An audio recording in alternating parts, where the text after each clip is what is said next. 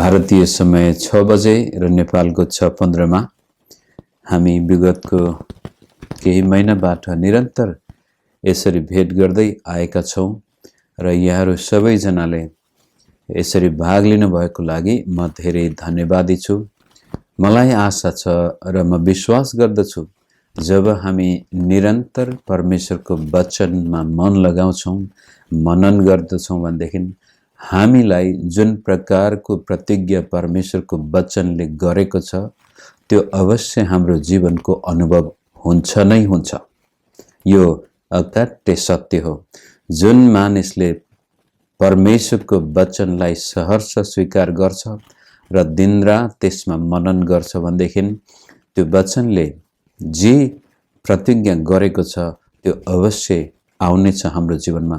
येशू प्रभुले पनि परमेश्वरको वचनलाई बिउसँग तुलना गर्नुभएको छ र त्यो बिउ परमेश्वरको वचनको बिउ हाम्रो सही दिमागको माटोमा परेको खण्डमा 100 गुणा त्यसले प्रतिफल ल्याउने कुरो प्रभुले स्पष्ट पार्नु भएको छ।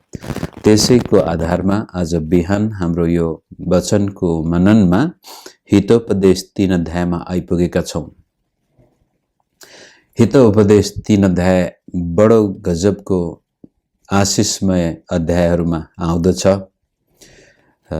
यदि तपाईको जीवनलाई अझै आशिषमय बनाउन चाहनुहुन्छ, तपाईको आत्मिक जीवन आशिषमय बनाउन चाहनुहुन्छ, तपाईको भौतिक तथा आर्थिक जीवनमा आशिषमय अवस्था आएको देख्न चाहनुहुन्छ, तपाईको शरीरमा स्वास्थ्य आएको तपाई देख्न चाहनुहुन्छ, तपाईको मनमा शान्ति, राति सुत्दाखेरि मिठो निन्द्रा लागेको तपाई देख्न चाहनुहुन्छ र तपाईको चरित्रमा पनि विकास आएको देख्न चाहनुहुन्छ भनेदेखि यो अध्यायमा मनन गर्नुहोस्, यसमा समय बिताउनुहोस्, सकेको खण्डमा कण्ठ गर्नुहोस्। यो हितोपदेशको किताब वास्तवमा कण्ठ गर्न सजिलो होस् भन्ने उद्देश्यले हिब्रू भाषामा यसको लेखन शैली बडो कलात्मक छ। यो कवितात्मक भाषामा लेखिएको किताब हो। जसै 2 अध्याय पनि हिब्रू अल्फाबेट अनुसार, जसै हाम्रो क ख 12 खरी छ, क बाट त्यसपछि एउटा लाइन, ख बाट अर्को लाइन, त्यस्तै किसिमले 2 अध्यायमा पनि हिब्रू अक्षरबाट त्यसरी लेखिएर मानिसहरू हिब्रू भाषामा त्यो चाहिँ सजिलै कण्ठ गर्ने। त्यस्तै किसिमले 3 अध्यायमा पनि जोडी छन्। एकदमै त्यो कवितात्मक भाषामा आशिष र अनुग्रह, परमेश्वरको वचन, परमेश्वरका प्रतिज्ञाका साथसाथै त्यसपछि बुद्धिले हाम्रो जीवनमा ल्याउने असल कुराहरूलाई पनि जोडी जोडी गरेर उल्लेख गरिएको छ ताकि हामी त्यसलाई कण्ठ गर्न सकौं, हर समय त्यसलाई सम्झिन सकौं, मनन गर्न सकौं।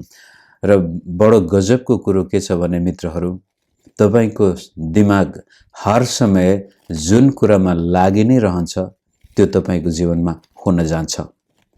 यो आजका मनोवैज्ञानिकहरूले भन्दै आएको कुराहरू, प्रमाणित गरेका कुराहरू आज चाहिँ, तर यो परमेश्वरको वचनले परापूर्व कालदेखि नै भन्दै आएको छ कि जे कुरामा हामी ध्यान गर्छौं, मनन गर्छौं, मन लगाउँछौं, जीवन त्यस्तै हुन जान्छ।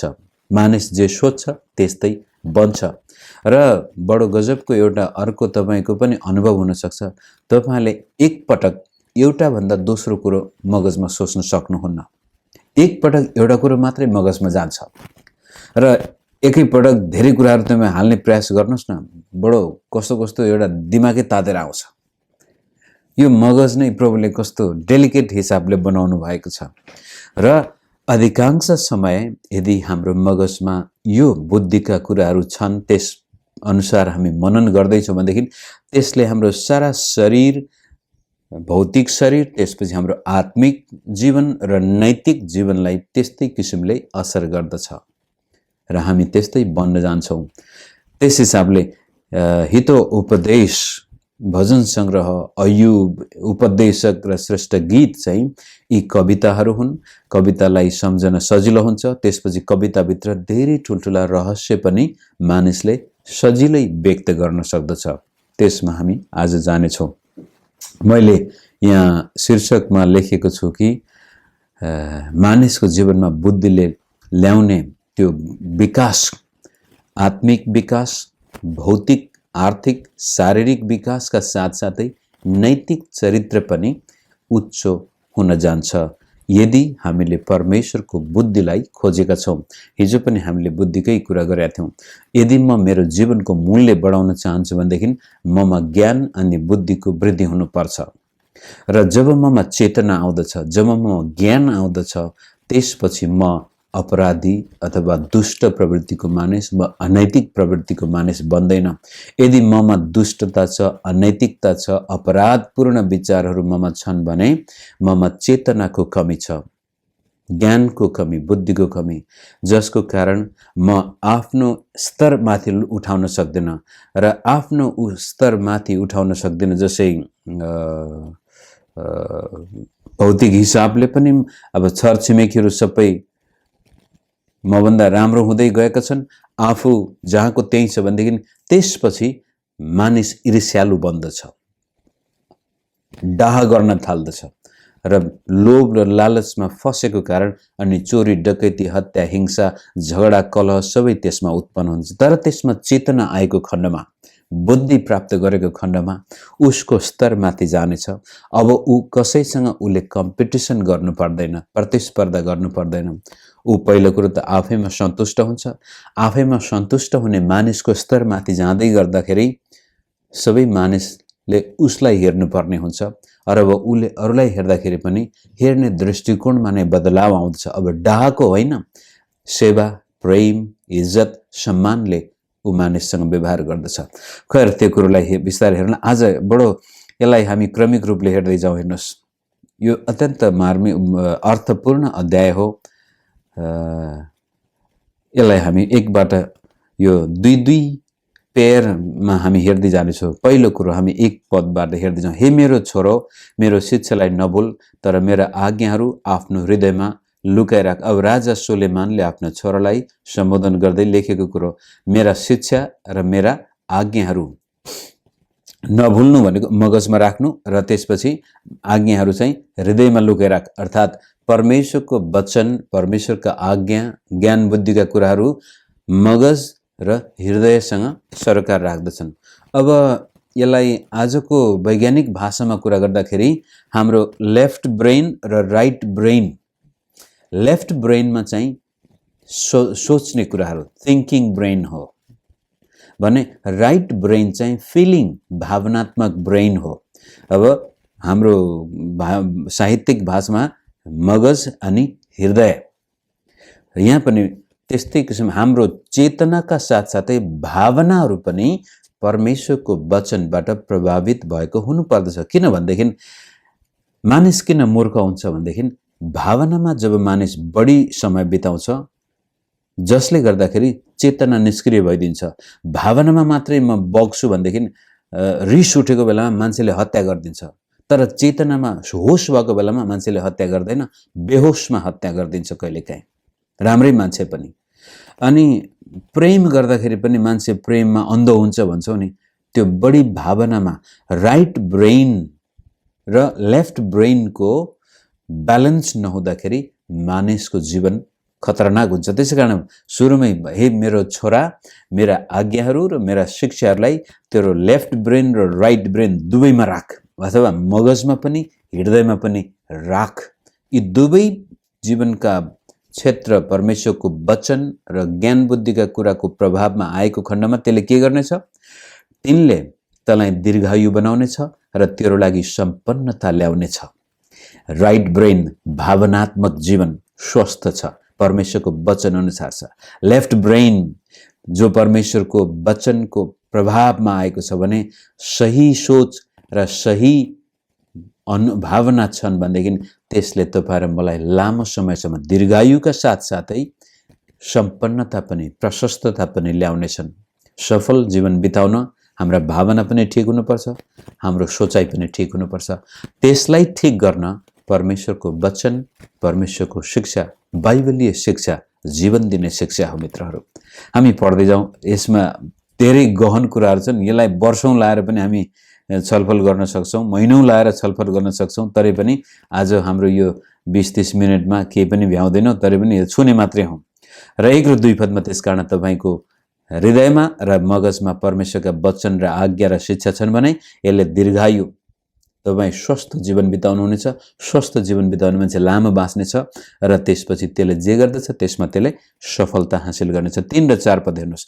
भक्ति र विश्वास योग्यताले तँलाई कहिल्यै नछोडुन्, ती तैँले आफ्नो गलामा बाँधिराख, आफ्नो हृदयको पाटीमा ती लेखिराख, तब परमेश्वर र मानिसको दृष्टिमा तैँले निगाह पाउनेछस्, असल नाम कमाउनेछस्।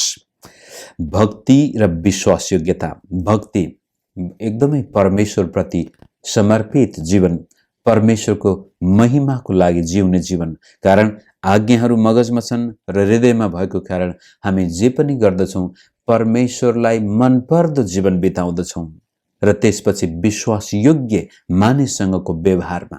भक्ति भन्ने बित्तिकै परमेश्वरसँगको व्यवहार सम्बन्ध, विश्वास योग्यता चाहिँ मानिसहरूसँगको सम्बन्ध हामी ठिक छ भनेदेखि यसले परमेश्वरको नजरमा निगाह र मानिसको नजरमा पनि निगाह। अब यो निगाह भन्ने शब्द बडो गजब, अनुग्रह अलि छुट्टै छ भने निगाह अझ त्यस अनुग्रह सँगसँगै तर निश्चित रूपले दिने अनुग्रह। परमेश्वर तपाईलाई हेर्नुहुन्छ, मन पराउनुहुन्छ, त्यसपछि उहाँले दिने आशिष निगाह। मानिसले तपाईलाई हेर्छन्, सम्बन्ध कायम राख्छन्, तपाईलाई मन पराउँछन्, त्यसपछि तपाईको निम्ति उनी जे पनि गर्न तयार हुन्छन्। र निगाहका साथसाथै असल नाम पनि, परमेश्वरमा विश्वास गर्ने, यो मान्छे साँच्चै परमेश्वरको भक्त हो र त्यसपछि यसले कहिले पनि मानिसको कुभलो गर्दैन। यो विश्वास योग्य, यसमाथि विश्वास गर्न सकिन्छ, यसले आफूले बोलेका वचन पूरा गर्छ। त्यसले असल नाउँका साथसाथै निगाह हाम्रो जीवनमा ल्याउनेछ। 5 र 6 पद। आफ्नो सारा हृदयले परमेश्वरमा भरोसा राख र तैले तेरो आफ्नो समशक्तिमा भर नपर। आफ्ना सारा मार्गमा उहाँलाई सम्झी र उहाँले तेरा मार्गहरू सोझा तुल्याउनु हुनेछ। सारा समशक्तिले आफैमा भर नपर्नु अथवा सेल्फ सफिसियन्सी के भन्छ, सेल्फ कन्फिडेन्स पनि बाइबलमा त्यसको अर्थ छैन। हो, आत्मविश्वास हामीमा हुनुपर्छ, तर त्यो आत्मविश्वास चाहिँ परमेश्वरको भलाइमाथिको विश्वास, परमेश्वरको चरित्रमाथिको विश्वास। त्यसैकारण आफैमा भर नपर्नु। मेरो शरीर ठिक छ, मेरो हातमा सम्पत्ति छ, म त बुद्धिमान छु भनेर आफैमाथि भर नपर्नु, त्यसको सट्टामा परमेश्वरमा भर पर्नु र त्यसपछि आफ्ना सारा मार्गमा उहाँलाई सम्झे। तपाईँको योजनाहरू के गर्न चाहन्छ, कता जान चाहन्छ, भविष्यमा के गर्न चाहन्छ, सबै कुराहरूमा परमेश्वरलाई पहिलो स्थान दिएर ती योजना बनाउनु भएको खण्डमा तपाईको मार्गहरू सोझा हुनेछन्। अर्थात् तपाईँ जे पनि गर्नुहुनेछ त्यसमा सफलता हासिल गर्नुहुनेछ। बाङ्गो टिङ्गो बाटो पनि परमेश्वरले सोझो बनाइदिनुहुनेछ। मेरो यो ब्याट्री सकेछ यहाँनिर, माफ गर्नुहोस्। Okay, why the world is not working, right। अब 7 र 8 पदमा जाउँ। आफ्नै नजरमा बुद्धिमान नहौ, परमप्रभुको भय मान र दुष्कर्मलाई त्याग। फेरि 7 र 8 पदमा त्यही कुरो, पहिला आफूसँग भएका चिज, वस्तु, ज्ञान, बुद्धि, योग्यता, क्षमतामा भर नपर्नु। अब त्यसपछि आफ्नै नजरमा आफ्नो मात्र सही हो भनेर नभन्नु। आफ्नै नजरमा बुद्धिमान नहौ, परमप्रभुको भय मान र दुष्कर्मलाई त्याग। अब 3 अध्यायमा सुरुमै 1 अध्यायको 7 पदबाटै परमप्रभुको भय नै ज्ञानको सुरुवात हो, बुद्धिको सुरुवात हो। जो मानिस परमेश्वरको भयमा बाँच्दछ त्यो बुद्धिमान हो। यहाँ पनि यदि तिमी साँच्चै बुद्धि प्राप्त गर्न चाहन्छौ भनेदेखि आफ्नै बुद्धिमा भर नपर्नु, आफ्नै नजरमा, आफ्नै दृष्टिकोणमा मात्रै विश्वास नगर्नु। हुनसक्छ म गल्ती हुन सक्छु, हुनसक्छ तपाईँ अरूले भनेको कुरो पनि सही हुन सक्छ। आफ्नै नजरमा बुद्धिमान नहो र परमप्रभुको भयमान र दुष्कर्मलाई त्याग। अब यसले के गर्ने रहेछ, यसले तेरो शरीरलाई स्वस्थ तुल्याउनेछ र तेरो हड्डीको लागि पोषण दिनेछ। अब हेर्नुहोस्, शरीरमा स्वास्थ्यको लागि, त्यो कवितात्मक भाषामा शरीरमा स्वास्थ्य, हड्डीमा पोषण भनेको मतलब तपाईँ तन्दुरुस्त जीवन, स्वस्थ जीवन बिताउनुहुनेछ। कसरी? आफ्नै नजरमा नभएर परमेश्वरमा भरोसा राख्नुहुन्छ, परमेश्वरको भयमा बाँच्नुहुन्छ र दुष्ट कामहरूबाट अलग हुनुहुन्छ, खराब कामबाट आफैलाई फर्काउनुहुन्छ, असल कार्य गर्नुहुन्छ जसले शरीरमा स्वास्थ्य। धेरै पटक हाम्रो शरीरमा बिमारी हुन्छ। शरीर किन बिमार हुन्छ? अब कहिलेकाहीँ त हाम्रो बसभन्दा, अब यो कोरोना जस्ता कुराहरू त हाम्रो बसभन्दा बाहिरका कुराहरू हुन्, तरै पनि अधिकांश समय हामी खराब आदत, खराब बानी व्यवहारले गर्दाखेरि हामी छिटै बिरामी हुन्छौँ। अब जसै राति ढिलो सुत्यो, बिहान ढिलो उठ्यो, अनि खानेकुरा जे पायो त्यही खायो, जतिखेर मन लाग्यो त्यतिखेरै खायो भने सायद 30-35 वर्षसम्म त नो प्रब्लम, केही समस्या हुँदैन। 40 काट्दै गएपछि त्यो शरीरले त्यसपछि काम गर्न छोड्छ। समयमै सुत्ने, समयमै उठ्ने, ठिकसँग खाने, शरीरको वास्ता गरेको खण्डमा शरीर बिरामी हुँदैन। त्यस्तै किसिमले जाँड, रक्सी, रन्डीबाजी इत्यादि कामले शरीर नाश हुन्छ। तागतबद्ध हुन्जेलसम्म त मान्छेलाई लाग्छ म त जे पनि गर्न सक्छु, तर समय आउँछ त्यसले शरीरलाई नाश गर्दछ। त्यसैकारण दुष्ट कर्मलाई त्याग, परमेश्वरको भयमा बाँच। आफ्नै नजरमा मात्रै, आफूलाई मन लागेको कुरो मात्र होइन, परमेश्वरलाई के मन पर्छ त्यो कुरो याद गर, र यसले तेरो शरीरमा स्वास्थ्य ल्याउनेछ। अब सम्पत्तिको कुरो पनि आउँछ 9 र 10 पदमा। आफ्नो धन सम्पत्ति र आफ्ना सबै उब्जनीको अगौटे फलले परमप्रभुको आदर गर, तब तेरो ढुकुटीहरू पोखिन्जेल भरिनेछन् र तेरा भाँडाहरू नयाँ मध्यले चुलिएर पोखिनेछन्। अर्थात् तपाईँको हातमा सम्पत्ति छ, भौतिक कुराहरूमा तपाईँ अहिले सम्पन्न हुनुहुन्छ भनेदेखि त्यसबाट अब परमेश्वरलाई महिमा दिनुहोस्, परमेश्वरको राज्यको लागि दिनुहोस्, गरिब दुखीको सहायताको लागि दिनुहोस्, त्यसबाट भलाइ गर्नुहोस्। पहिलो तिमोथी 6 अध्यायमा पावलले तिमोथीलाई भनेको छ, धनीहरूलाई चेतावनी दिनु कि तिनीहरू असल कार्यमा धनी बन्न सकुन् र त्यसपछि तिनीहरूले वास्तविक जीवन प्राप्त गर्नेछन्। यहाँ पनि त्यही भन्न खोजेको कुरो के छ भनेदेखि तपाईँको हातमा जे छ भौतिक कुराहरू, त्यसबाट परमेश्वरलाई महिमा हुने काम गर्नुभएको खण्डमा त्यसपछि परमेश्वरले अझ बढ्ता तपाईँमा थप्नुहुनेछ। यो एउटा कतिक पटक अर्थशास्त्रीहरूले पनि यो नियम लागू गर्ने प्रयास गरेको देखिन्छ, मनी अट्र्याक्ट्स मनी भनेर। अनि कहिलेकाहीँ यो म्याथ्युज प्रिन्सिपल भनेर उनीहरूले लेख्छन्। मत्तीको सुसमाचारमा प्रभुले भन्नुभएको छ, जससँग छ त्यसलाई दिनेछ, जससँग छैन त्यससँग भएको पनि खोसिनेछ। 4-5 त्यो तोडाको उखानमा र अन्त्यको समयमा पनि त्यो दिन आउनेछ। भन्न खोजेको कुरो के छ भनेदेखि तपाईँको हातमा प्रभुले भौतिक आशिष दिएछ, तपाईँसँग आर्थिक कुराहरू छन् भनेदेखि यदि त्यसबाट तपाईँले साँच्चै आफ्नो दिने कुरामा उदार चित्तले परमेश्वरको राज्यको लागि तपाईँ दिँदै हुनुहुन्छ भनेदेखि तपाईँको जीवनबाट गरिबी निस्केर जानेछ। म फेरि भन्न सक्छु, परमेश्वरको वचन अनुसार हामी जीवन बिताउँछौँ र त्यसपछि प्रभुले दिएको भौतिक आशिषबाट हामी परमेश्वरको राज्यको लागि, मानिसको जीवनमा सहायता गर्नको लागि दिने आत्मा हामीमा छ भने हाम्रो जीवनबाट गरिबी निस्केर जान्छ। कारण गरिबी हाम्रो ढुकुटीमा लाग्दैन, गरिबी मगजमा लाग्ने हो, सोचमा लाग्ने हो।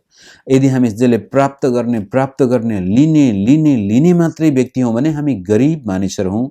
त्यसै कारण प्रभुले भन्नुभयो, लिनुभन्दा दिनु अझ आशिषमय हुन्छ।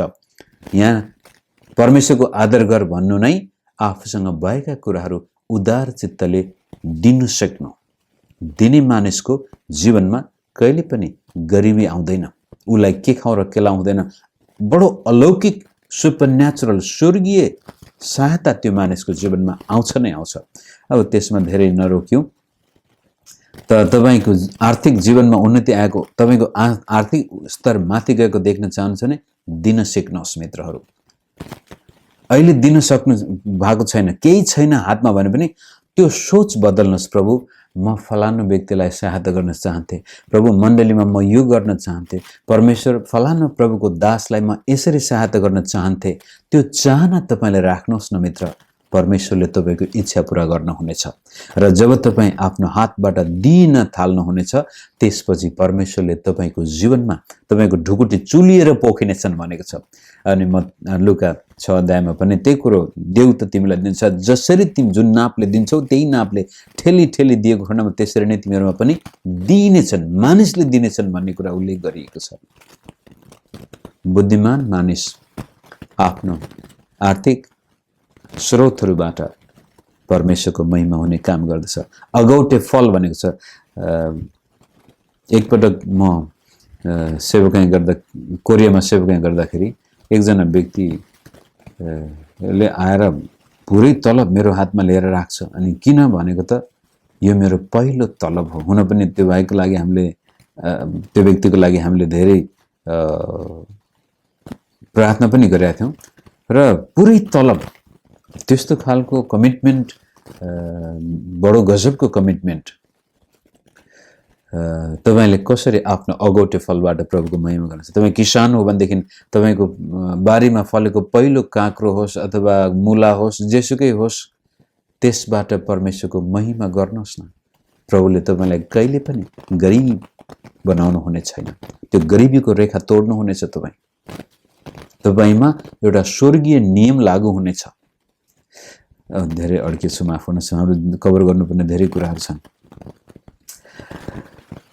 अब त्यसपछि 11-12 पदमा फेरि बीचमा एउटा कुरो घुसाएको छ, परमेश्वरको अनुशासन। हे मेरो छोरो, परमप्रभुको अनुशासनलाई अवहेलना नगर र उहाँको हप्केलाई खराब नठान, किनभने जसलाई परमप्रभु प्रेम गर्नुहुन्छ उसैलाई नै उहाँले अनुशासन दिनुहुन्छ, जसरी बुवाले आफ्नो प्यारो छोरालाई अनुशासन दिन्छ। कहिलेकाहीँ जब हामी गलत बाटोमा जान्छौँ, बुद्धिको बाटोमा जानुको सट्टामा मूर्खताको बाटोमा जान सक्छौँ, त्यति बेलामा हामीलाई फर्काउनको लागि परमेश्वरले अनुशासन पनि प्रयोग गर्नुहुन्छ। दुःख कष्ट आउन सक्छ।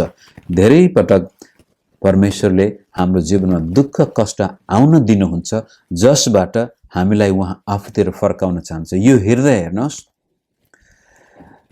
परमेश्वरबाट टाढा जाने पनि यही हो र परमेश्वरतिर पहिलोचोटि फर्किने पनि यही हो। यो हृदय बडो धोकेबाज छ। हामीलाई लागेको हुन्छ म त ठिक छु, आफ्नै नजरमा ठिक भएको जस्तो लाग्छ, तर हामी गलत बाटोमा गइरहेको हुन सक्छौँ। त्यति बेलामा हामीलाई आफूतिर फर्काउन, बुद्धिको बाटोमा ल्याउन परमेश्वरले अनुशासन चलाउनुहुन्छ। त्यतिखेर हामी तितो हुनुको सट्टामा नम्र भएर, हो प्रभु माफ गर्नुहोस्, म गलत बाटोमा गएको रहेछु भनेको खण्डमा हामी जीवनको बाटोमा फर्केर आउनेछौँ। 13 र 14 पदमा अर्को एउटा कुरो, त्यहाँदेखि अब बुद्धिका फाइदाहरू बडो गजबले उल्लेख गरिएको छ, हामी त्यहाँ देख्नेछौँ। धन्य हो त्यो मानिस जसले बुद्धि प्राप्त गर्छ र समशक्तिलाई हासिल गर्छ, किनभने बुद्धि चाँदीभन्दा धेरै लाभदायक हुन्छ र त्यसले सुनले भन्दा बढी फाइदा दिन्छ। तपाईँ के खोज्दै हुनुहुन्छ? सम्पत्ति खोज्दै हुनुहुन्छ? बुद्धि खोज्दै हुनुहुन्छ?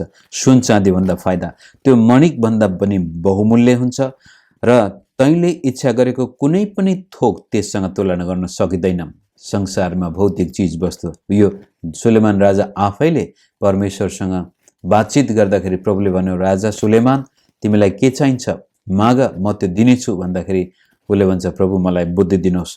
त्यसै कारण त्यो कुरो आफ्नो छोरालाई पनि उसले भन्दैछ, हेर छोरा, बुद्धि साह्रै महँगो चिज हो, यसलाई कुनै पनि हालतमा तैँले प्राप्त गर र संसारका अरू चिज वस्तुसँग यसलाई तुलना गर्न नै सकिँदैन।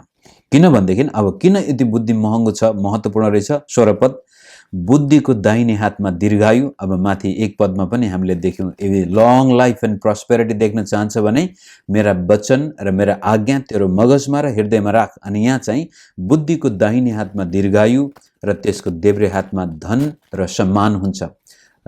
धन सम्मान, अब हितोपदेशकै 22 अध्यायको 4 पदमा यो दोहोरिने छ, नम्रता र परमप्रभुको भयले धन सम्मान र जीवन ल्याउँछ। यहाँ चाहिँ बुद्धिको दाहिने हातमा दीर्घायु र त्यसको देब्रे हातमा धन र सम्मान हुन्छन्। यति महँगो छ। सुन चाँदीले के गर्ने यदि बुद्धि छैन भने? त्यसले त हामीलाई उल्टै विनाशमा लैजान सक्छ।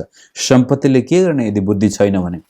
अनि 17 पदमा, त्यसका मार्गहरू आनन्ददायक हुन्छन् र त्यसका सबै बाटाहरू शान्तिका हुन्छन्।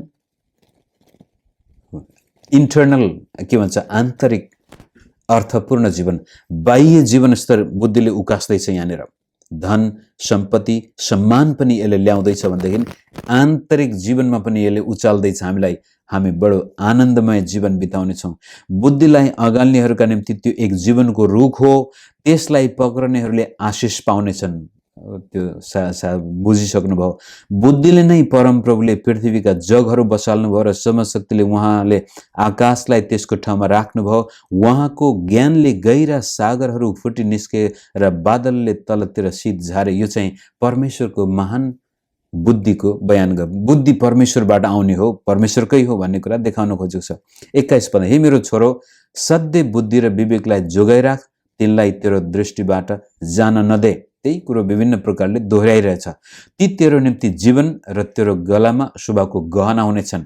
लङ लाइफ एन्ड प्रस्पेरिटी, धन सम्पत्ति सम्मान र जीवन। र अब यहाँनिर सुरक्षा र शोभा तेरो निम्ति हुनेछन्। 23 पद, तब त आफ्नो मार्गमा सुरक्षित भई हिँड्नेछस् र तेरा खुट्टा लरबरिने छैनस्। जब त ढल्किनेछस् त भयभीत हुने छैनस्। जब त ढल्किनेछस् तलाई मिठो निन्द्रा लाग्नेछ। तपाईँ एउटा अन्तस्करणमै आत्मसम्मानका साथसाथै आत्मविश्वासमा बाँचेको व्यक्ति हुनुहुनेछ। अब तपाईँले कुनै मानिसलाई खुसी पार्न जिउनु पर्ने छैन। मान्छेले के भन्ला भनेर तपाईँ आतंकित पनि हुनुहुने छैन। दुष्ट मानिसहरूले आक्रमण गर्लान् भनेर, किनभने there is a divine protection for the man who seeks the wisdom from God.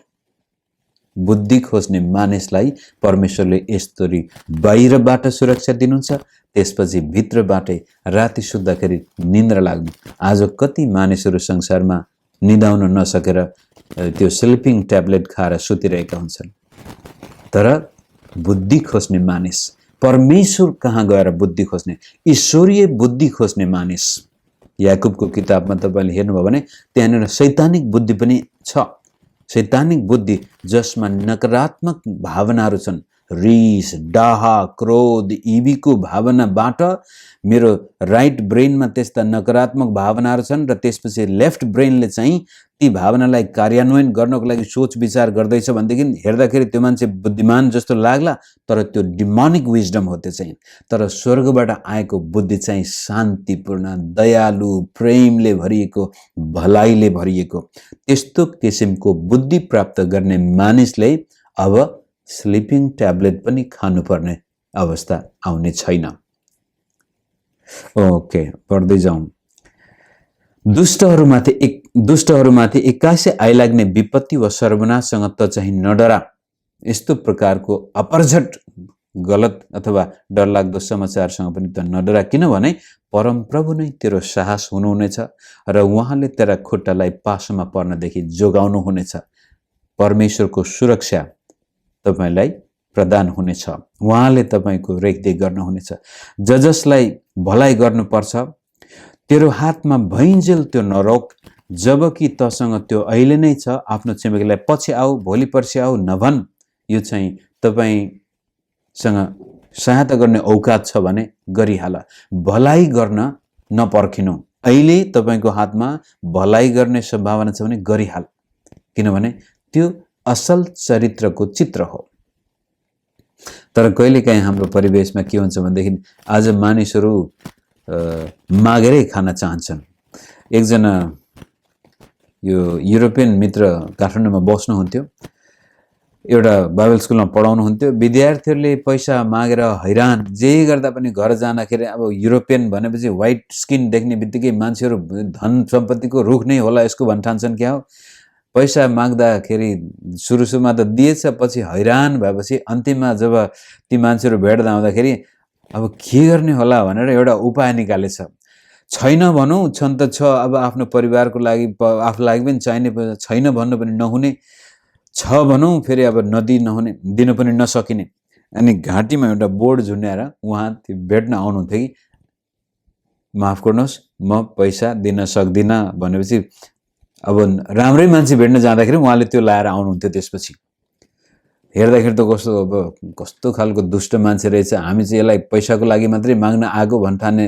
राम्रो नमाग्ने मान्छेलाई त लाग्न सक्थ्यो। तर कहिलेकाहीँ तपाईँलाई मान्छेले हैरान पनि गर्छन्। चर्चमा पनि हुने खाने विश्वासी छ भने कतिपय कमजोर आर्थिक क्षेत्रका विश्वासीले त्यो हुने खाने विश्वासीले हैरान पारेको मैले देखेको छु। मागेको छ, भाडा तिर्न सकेन, माफ गर्नुहोस् दिदी दाई तपाईँले सायद गर्नुहुन्थ्यो कि सुरुमा त दिन्छन्, पछि दिन सकेन अथवा दिन अन्कनायो भने यो त नराम्रो क्रिस्चियन, यो त कस्तो नराम्रो। पास्टरसँग ऋण खोज्नेहरू पनि त्यस्तै छन्।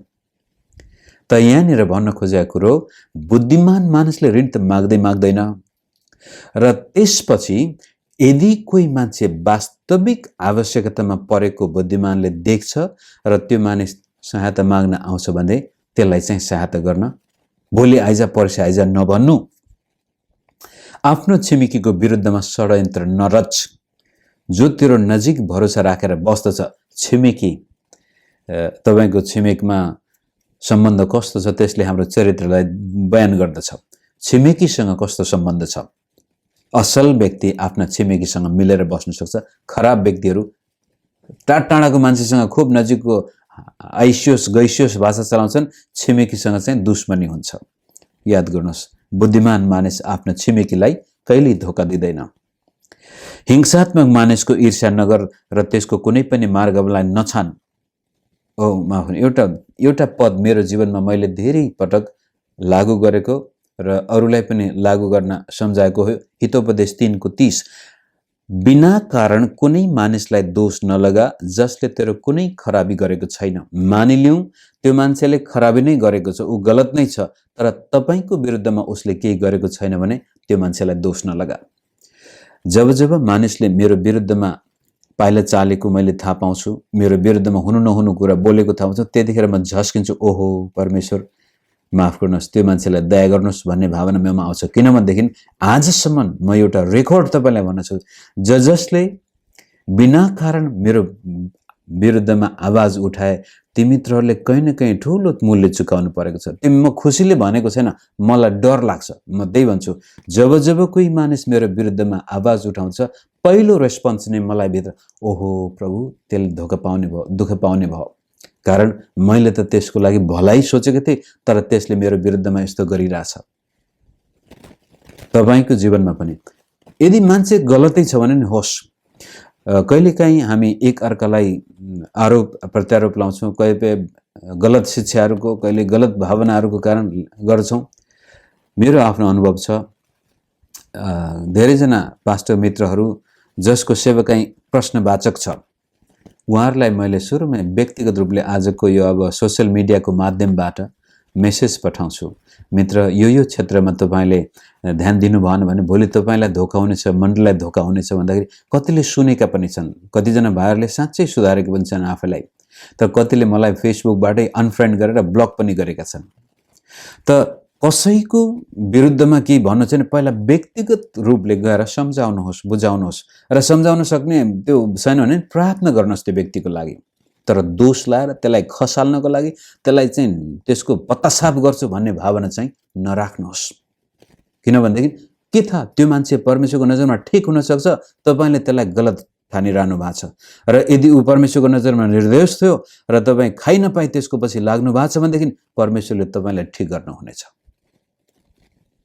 यो चेतावनी।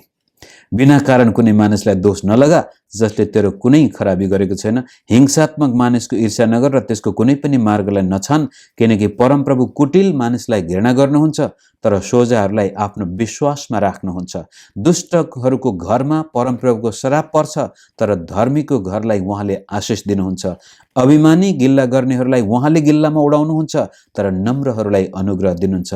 बुद्धिमानले इज्जत प्राप्त गर्दछ तर मूर्खहरूलाई उहाँले लज्जित तुल्याउनुहुनेछ। यस किसिमले मेरो समय अलि तन्किँदैछ, तापनि मसँग समय बिताउनु भएको लागि धेरै धन्यवाद।